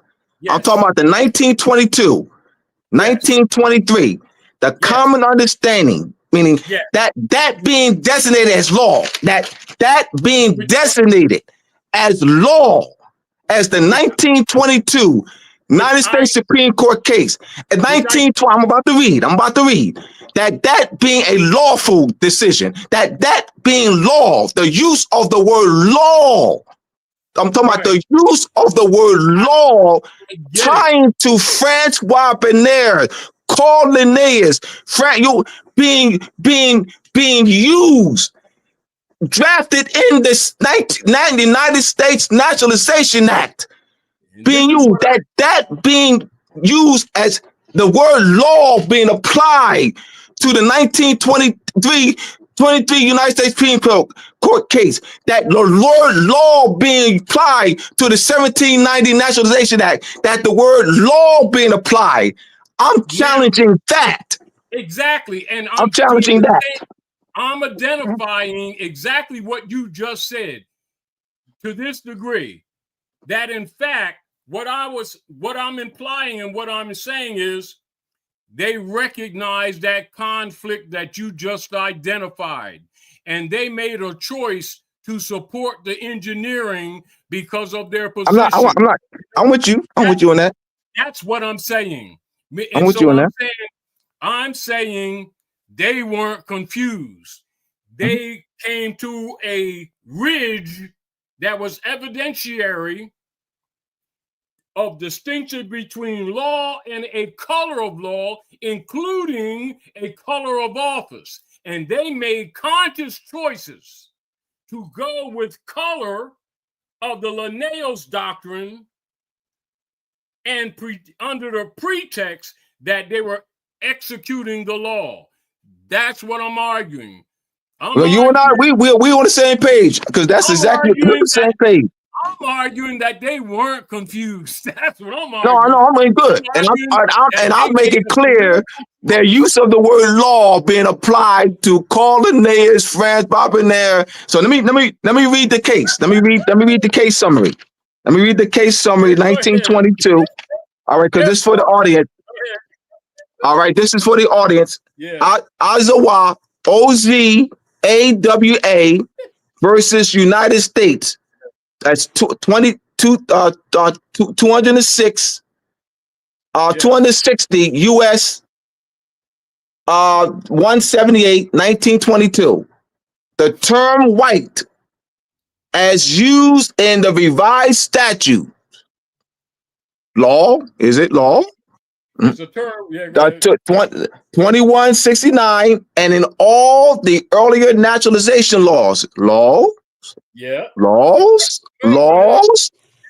beginning in 1970, applies to such persons as were known in this country as white in the racial sense. Yes. When it was first adopted, and is confined to person of the Caucasian race. Yes. 1795, Johann Friedrich Blumenbach. He associated with the word Caucasian to white and used Caucasian with European. Is that law? Now, what you identified is exactly what I said. Oh yeah, we're on the same page. We definitely on the same page. Yeah, we're on the same page. That's what I'm saying. They weren't confused. They chose to promote a biometric fraud as law, thus established in fact under international law, a biometric fraud which terminates in treason. And they did it cognitely. That's what I'm saying. I'm with you. And so it's a cognate misuse of office, malfeasance of office, enforcement of a color of law in a colored venue, unconstitutional, in violation of international law, in violation of the Convention on Genocide, etc., and it was done cognitely. So let me read the 1923 case. Therefore, they were not confused. That's what I'm saying. I'm with you on that, bro. We good. United States versus Bhagat Singh. That's BHAG, because I want to put facts on the table. That's why I want to put. I'm a man of facts. I'm out there with facts, evidence. I'm evidence man. Call me evidence. That's my middle name. I'm evidence man. With the So I want the evidence. I want people to know this here. They got, and y'all have, this is in the what's name? Y'all have this. Y'all, this is in the questions. This is part of the questions. That's in the chat. This is in the chat. You know, somebody put it in the chat. Also, I'll post it again on my Facebook page, and I'll share it as soon as we get done. All right, you already have this. Y'all have this. United States versus Bhagat Singh, BHAGAT, space, capital SINGH, Thind, THIND, 1923. Thind was considered a Caucasian by some scientific definitions. The court ruled that the term white person, that's a law, should be interpreted based on the common man's understanding. That's a law. That's The fraud. court found that because Hindus were not perceived as white by the general population, that's law, they were ineligible for naturalization. That's law. That was fraud. It was color of law executed under a color of authority and thus established a color of office and thus established, even today, because it's a fraud, that person can still be sued because fraud has no statute of limitation and was a political Linnaeus doctrine agenda enforcement under a color of law and is indeed not. That's a capital N, capital O, capital T, not law. All right, now the United States Supreme Court, that's for the audience. What the United States Supreme Court did was interpret the 1790 Naturalization Act. So it doesn't start with the United States Supreme Court. Let's follow me. It doesn't start with the United States Supreme Court. The United States Supreme Court interprets the statute, the act. The act. Mm-hmm. So it started with Congress, all right? So not the United States Supreme Court. They're going to interpret the act, all right? Those commonly counted and belonging to the European race. Those commonly counted, 1790 United States Naturalization Act, which comes from what? Carl Linnaeus, Johann Friedrich Blumenbach. Now, so you're looking at is that not a fraud upon the court? It's a fraud. Isn't that a fraud upon the court? But I'm saying, all right, we want to clear that where they're interpreting from what though? They're interpreting from the act. We have to still make the tie to the act. Is that not a breach of their solemn oath to the Constitution? It is. It is and was. Is it not a breach to their position? The point we're making here with the Carl Linnaeus is how they have manipulated. Yes. How they have used, this is what we want the audience to walk away with, is how the Europeans have used the Francois Bernier, Carl Linnaeus, Johann Friedrich Blumenbach, how they used the race, the fraudulent birthright stealing, race caste system, how they use the caste system oriented, because its origin is the caste system. That's all right. Johann Francois Bernier studied in India for 13 years. He observed the caste system. Where did Francois Bernier get the idea from? From India. Yes. Sindhu. He has studied the caste system, ranking, hierarchy. So the idea didn't come from him. He lived in India for 13 years. That's what he got. I want to put that, because I didn't say that earlier. We have to make that connection. So all right. Now we know the geopolitical construct. Yes. Yeah. And in particular, in relationship to this, and this would be a good interjection, which I interjected earlier. Mm-hmm. And this is for those who are listening, because most of the people that listen to your show are scholars anyway. So this would they're working towards it. They're working towards that. Yeah. Well, because if they're listening to this channel, they wouldn't be interested if they weren't. Meaning that. Oh no! They definitely interested. So you know, look at this for future reference and recourse. Mm-hmm. Biometric fraud.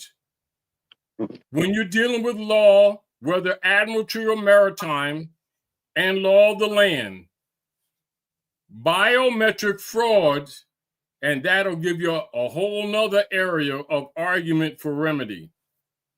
Once again, the use of the word law. All right, and the reason I continue to say that, Todd, because I study etymology. Let me. I will continue to argue the use of the word law being applied because we can see here, we can see that. All right, so let's real quick, y'all. Why am I doing to continue to say it? Because I know through study how the Europeans have manipulated.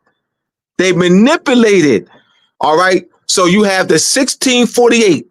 They have made the modern international law. Modern international law. There are aspects of modern international law that maintain conquest. Hear me out. Exactly. This what I know what I'm talking about, y'all. I know what I'm talking about. Connected with that, the 1648. The 1648 Peace of Westphalia, that ended the 30-year war. They met in Westphalia, 1644 to 1644 to 1664 to 1648. Yes. All right. You have the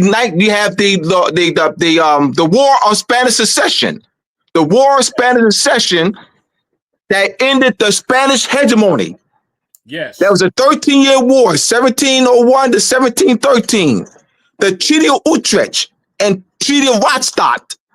What they did was they made an agreement to not snatch land from one another without a treaty. That's their United Nations. Their United Nations is the Treaty of Utrecht. And there's two other series of treaties that's tied to that. Yes. And the Peace of Westphalia of 1648. Yes. What they did was they applied, they implemented the principles of the Peace of Westphalia and the Treaty of Utrecht and modern international law. Yes. That's why I said the use of the word law does not apply to that. No, that's all. So that's why I continue. And the issue of the word law, we're showing you. That's why we're showing you how they're manipulating. They're constructing. We are identifying, again, a biometric fraud, which in common language can be talked about as birthright theft. From a law perspective, it would be called a biometric fraud. In general, a birthright theft, but also ultimately treason, which is what I'm saying that they were.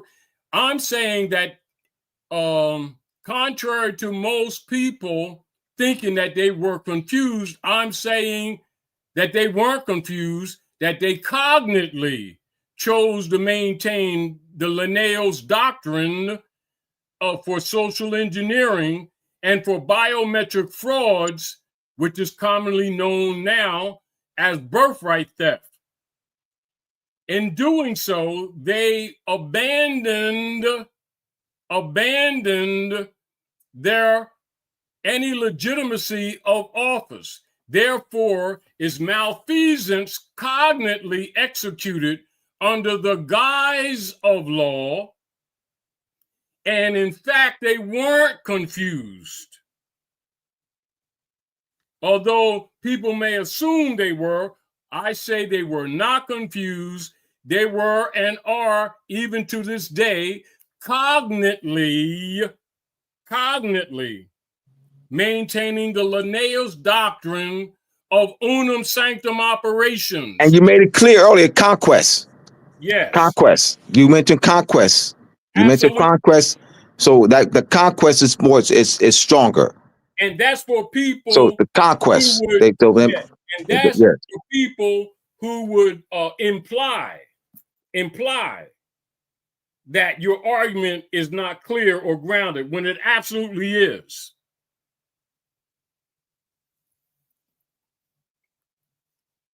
Meaning that any position, anyone defending them on any level is inexcusable. Let me read this statement, Taj. This is from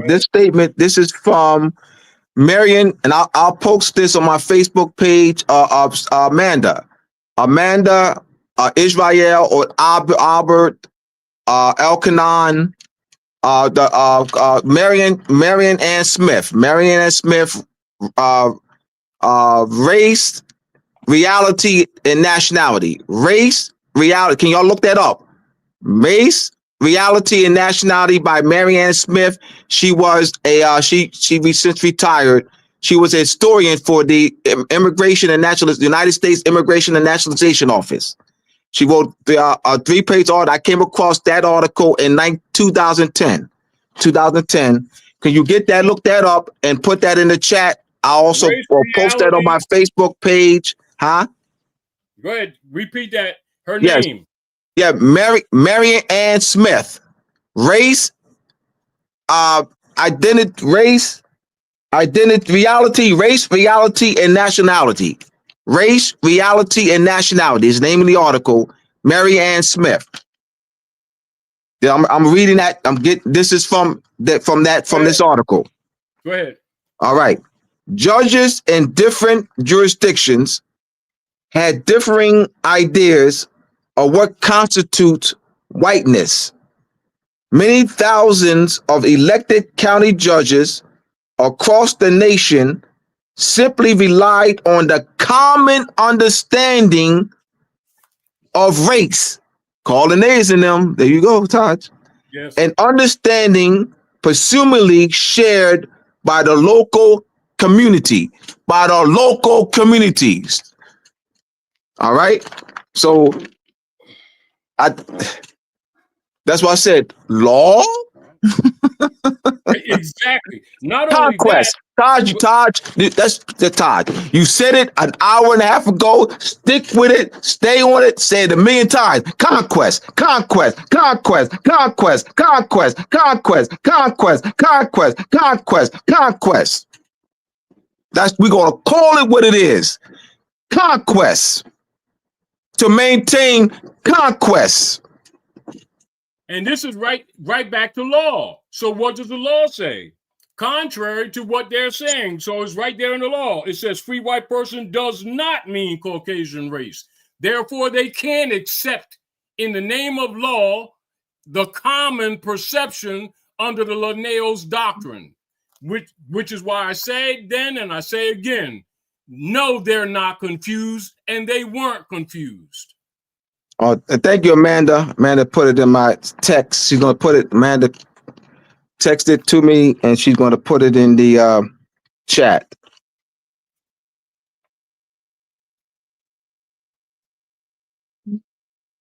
And so the importance of nationality is indisputably first level.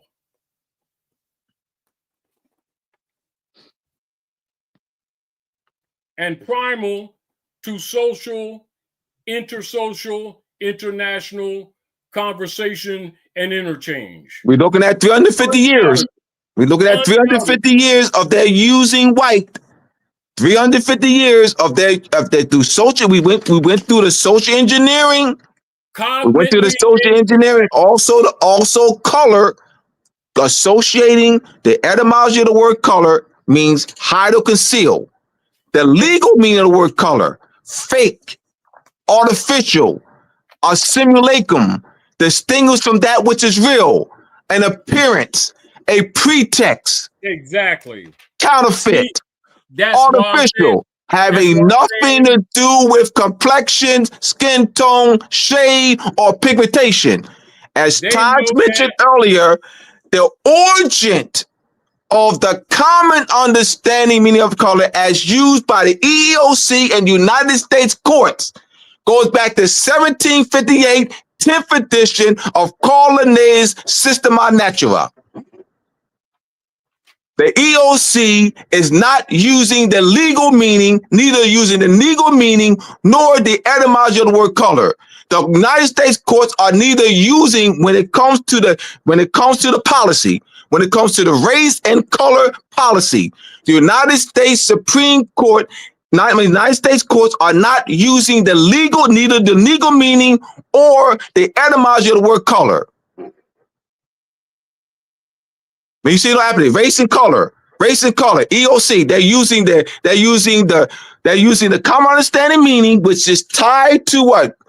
Because it was called Linnaeus in his System of Natura, just to recap, 1758, where he used the Latin words, black, white, and these are modern English translation, black, white, red, and yellow, for Johann Friedrich Boombach's 1684 New Division of the Earth classification. And the law says, color is an appearance, a semblance, a simulacrum as distinguished from that which is real. It is a prima facie or apparent right. Hence, color is a deceptive appearance, a plausible, assumed exterior concealing a lack of reality. And they ain't using the law. They're not using, they're not even using the law. They call the law. The EOC is not using the law. The EOC, the United States courts are not using the law. They're using color law. They're going, call Linnaeus. Let's be more specific. All right. Call Linnaeus. All right. Paradigm of associating black, white, red, and yellow to people of the human family. And he used those words in Latin for Francois Bonner's classification system in his 1684 New Division of the Earth. We want to continue going back to that. I got to continue to rehash that. This is important to understand the social engineering. This is what this presentation is all about. So let's go again to law. Colored. Oh yeah, we good. You good. It has also been held that there is no legal technical signification to the phrase "quote unquote" colored person that the courts are bound judicially to know. And since they took a solemn oath of authority to run a court, read that again. Read that again, Todd. Read that again. So law. This is law. Oh yeah, you're right. Has been held that there is no legal technical signification to the phrase "quote unquote" colored person, which the courts are bound judicially to know. Therefore, any person, man, woman, or takes an oath to hold a position, a judicial position, if any court, whether state, local, or federal, is in violation of their oath, because that's the law dealing with status and rights, etc. Therefore, as I said earlier, and I'm going to say again, in harmony with what you said earlier, no, they're not confused. I don't care who it is. They're not confused, never was. Hey, he talking about you, Jasmine Crockett. Get on him. Jasmine Crockett, he talking about you. Jasmine Crockett, he said you know. He said Jasmine Crockett, he said you acting a fraud. He called you a fraud, Jasmine Crockett. He said you know this. Jasmine Crockett. That's a conscious choice. What's her name? And it's a biometric. What's the word? Maxine Waters. He calling y'all out. It ain't personal. It's the law. It's the law. It ain't. You know, we have a task on us, bro. But we're up to it. We have a task on us, but we're up to it. If they're going to serve the people, then be honest. If they take emolument from the people by he said y'all faking the folk. Y'all pretenders. All biometric fraud. If we're dealing with law, we can't be biased. Oh, We man. can't be biased. If you're dealing with the facts, He you said can't it, be y'all. biased. He said it. It ain't personal. That's the truth. Oh, shucks. You can't practice a color of law and argue against. I'm with you, brother. Yeah, I'm with you. I mean, you know. This has been fun, man. I'm having fun, y'all. You can't I'm over here. publicly claim to be a pilot just Oh, because you man. fly a kite. Dooley, you can't claim to be a pilot just because you fly in kites. Appearances ain't reality. Yeah, we gotta bring it, y'all. We gotta bring it, man. We have to start being honest. Yeah, we gotta bring it, man. We Yeah, we gotta bring it, man. People accountable. You can't be partial. Yeah, we gotta bring it, man. These people got degrees, Abdullah. Well, yeah, they got law degrees. Yeah. And they took solemn oath to the Constitution. Well, they did that too. Therefore, they're not excused.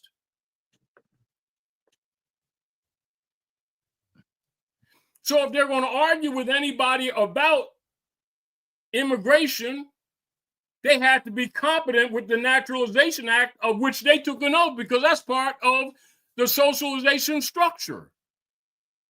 So in nation principle, right? And so if you take a public office, you're dealing with the issues of nations. Politics is dealing with the issues of nations, right? Therefore, the naturalization deals with alien statuses. Am I correct? Therefore, yeah, absolutely. If anybody's arguing it, or if anybody's holding a public office and that controversy comes up, you're dealing with diversity. Article 3, Section 2. Therefore, you can't argue it with Linnaeus. No, you can't. No, he's correct now. He's right. You are right. You right. You want to argue it with You're law. right. Yeah, you can't. He 100% correct.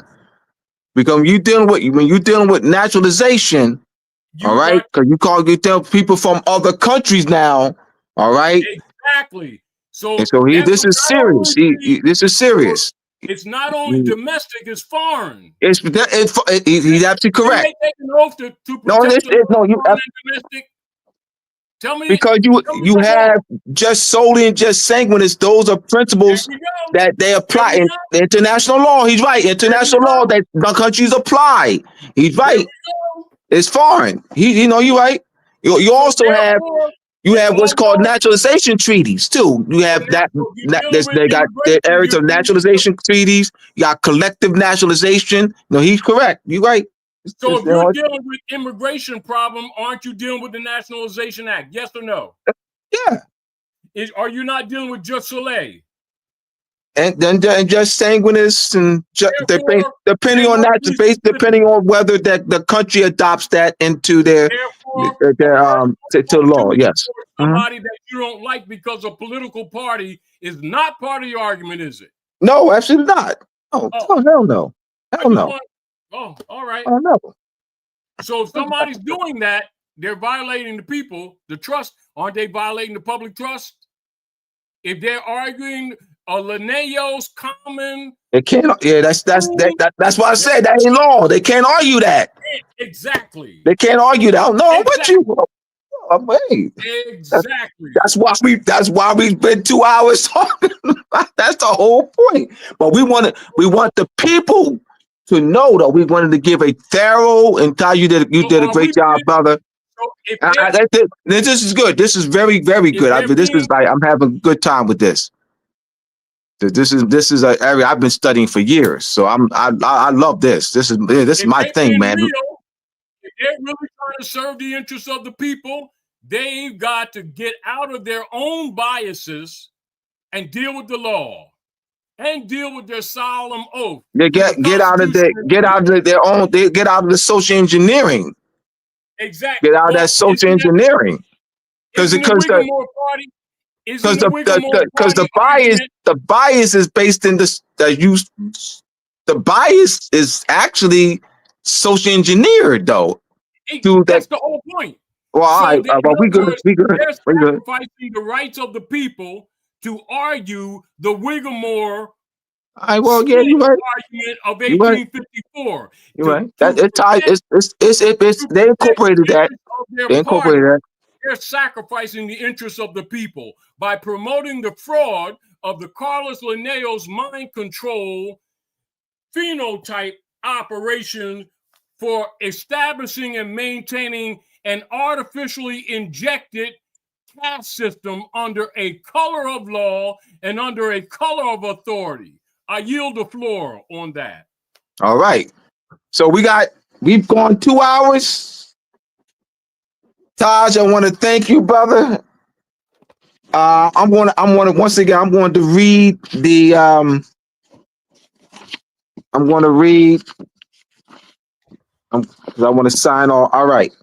So this is Moors of History Part 1. I read this at the beginning. I want to read it at the end. I'm gonna read it again.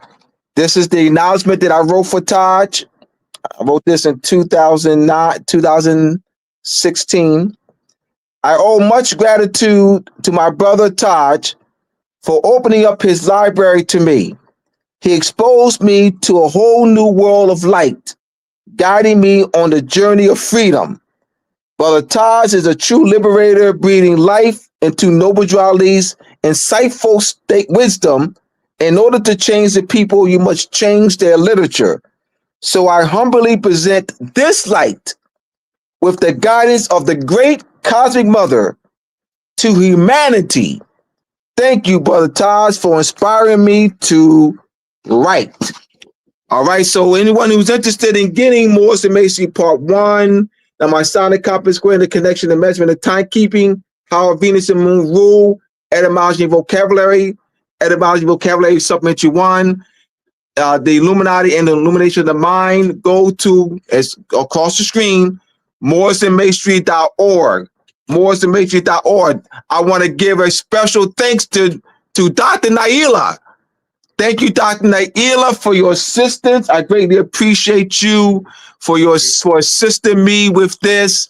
Greatly appreciate you. Give Dr. Naila a hand, everyone. Give Dr. Naila a hand for assisting me, all right, with Brother Taj today. All right, greatly appreciate her. And Dr. Naila, I want to have Taj back for Black History Month. I did talk to Taj about that after he finished his first show. Have him back for Black History Month. Todd, we could probably do a rendition of this. Well, you and I will talk. We probably will expand on this because this will be prime for Black History Month when we can expand on this, Taj. All right, this will be great. For collectors' purposes, I'll try to we'll try to meet up. And I'll sign a couple of your books for you. We'll both sign them. Yeah, we'll both sign them. We can do that. Yeah, that people will love that. Yeah. Yes, that'll make that historical collectible. Yes. All right. So thank you, Brother Hank. 2 years, man. Thank you for riding with me, brother. Having me for 2 years. All right. So I'm now approaching, I'm in my third year on Magnus Crystal's Pyramids YouTube, Moorish Monday with Abdullah Bey. Who do I have? Oh, yes, Abundance Child will be in the house. We got Abundance Child for the third time.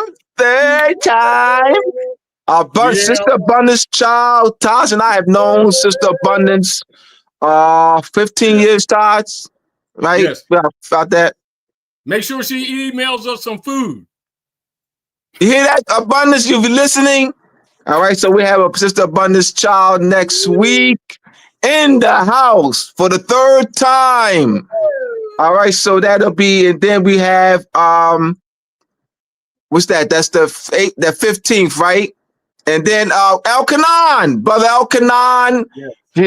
every fourth Monday of the month. Brother Elkanan, brother Elkanan is going to be doing the Christmas, the astronomical and mathematical origin of Christmas. I have stepped aside, y'all. I have stepped aside from doing the holidays.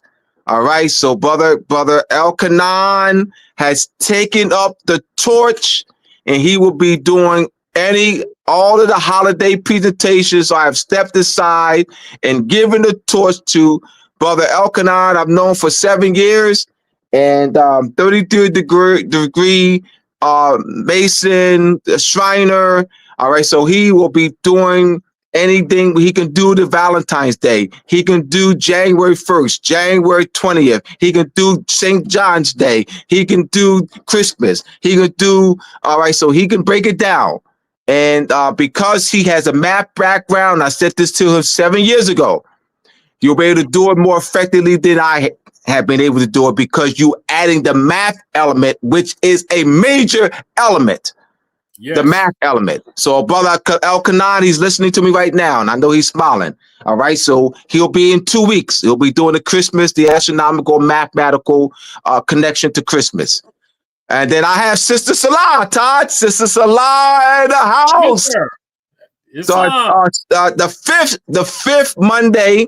All right, we have 5 Mondays in this month. So Sister Salah will be joining us for the first time. Taj and I have known Sister Salah since 2013 for 12 years, 12 and a half years, because it was early part of 2013. Yeah. All right, so almost going on 14 years. So Sister Salah is a teacher. Sister Salah is, she is earning a PhD in linguistics. All right. Salah is earning a PhD in linguistics. All right. Sister Salah will be joining us in the house. She's a teacher, and she is a PhD candidate. All right. Earning her PhD in linguistics. Right on. All right. So I'm definitely excited. So thank you again. Once again, thank you, Dr. Naila, for your support. Humbly thank you. Appreciate that. Thank you, everyone. Don't forget to hit the like button. You haven't done so. Don't forget to subscribe and let people know where we're on. This has been dynamic, Taj. Dynamic, man. Oh, man, we knocked it out the park, brother. I salute you, brother. Peace, everyone. Assalamu alaikum. Beta Makam. Islam. Peace. Bismillahirrahmanirrahim. Alhamdulillahi Rabbil Alameen. Ar-Rahmanir-Rahim. Maliki Yawmiddin. Iyaka na'budu wa iyaka nasta'een. Ihdina siratal mustaqim. Siratal ladina amta alayhim. Ghair maghdubi alayhim. Wala dwalleen. Alhamdulillah. Dr. Sonata Kamara, co-founder of Temple Mother Earth, sending love, peace, and abundance prayer to everyone around the world.